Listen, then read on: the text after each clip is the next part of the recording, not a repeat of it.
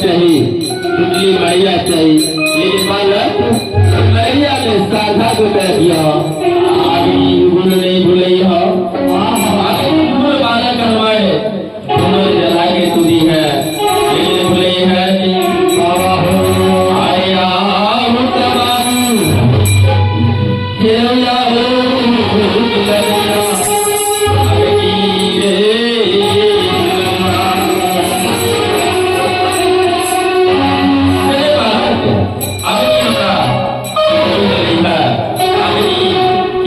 जरूर तुमको चाहिए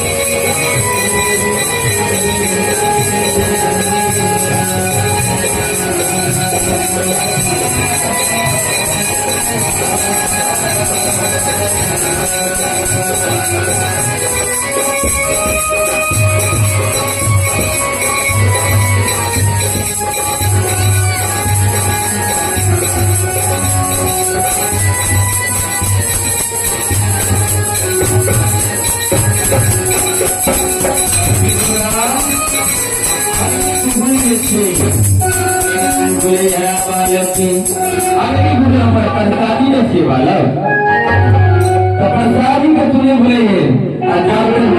बोले लगे तो समझ जाए बालक प्रसादी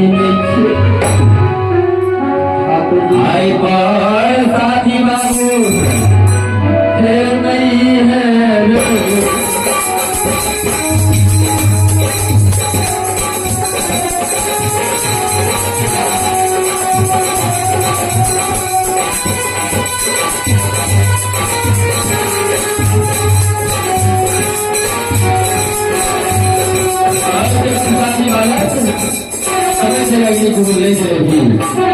बालकी नहीं प्रसादी बाबा के आवाज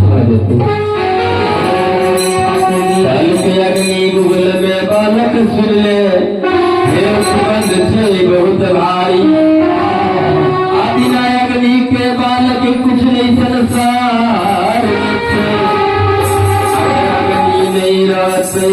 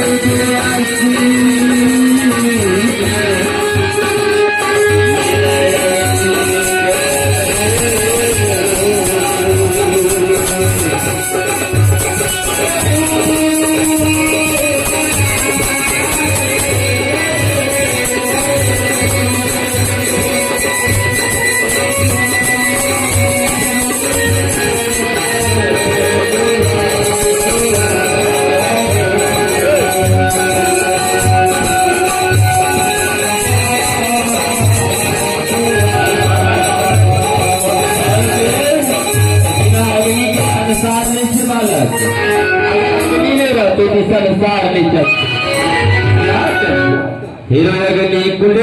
बालक लगे अग्नि कुंड के बालक लगे अग्नि कुंड के बाबा धर्मराज से अपना आत्मा में विचार जरूर किया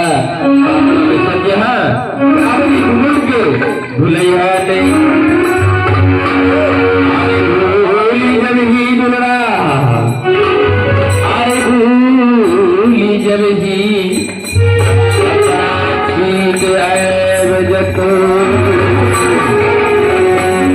बालक अग्नि के लिए भूली है अगर भूल जब ही